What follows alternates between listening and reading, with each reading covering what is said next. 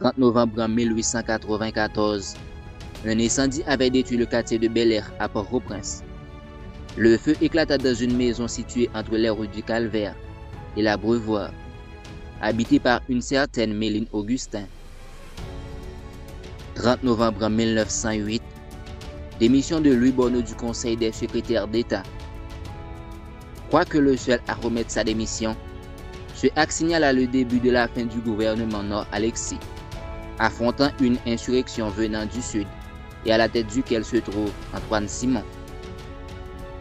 30 novembre 1918, fin de la monarchie en Allemagne avec l'abdication du roi Guillaume II de Rothenburg.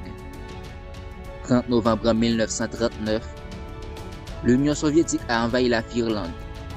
Après l'échec des négociations pour créer une zone tampon, protégeant Leningrad d'une éventuelle attaque nazie, la guerre d'hiver aura duré jusqu'à 13 mars 1940.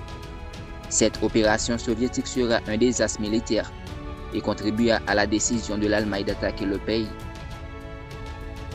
30 novembre 1958, l'URN, l'Union pour la République, fondée pour soutenir l'action de Charles de Gaulle, avait remporté les élections suivant l'adoption de la nouvelle Constitution.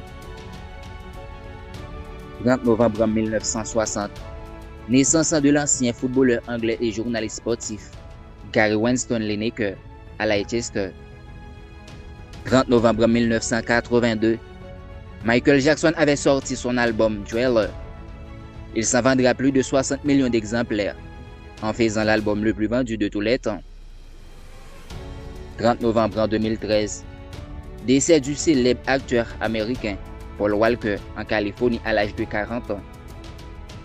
30 novembre 2021, entrée au Panthéon de Joséphine Baker, sur la décision du président de la République française, 6e femme à y rentrer.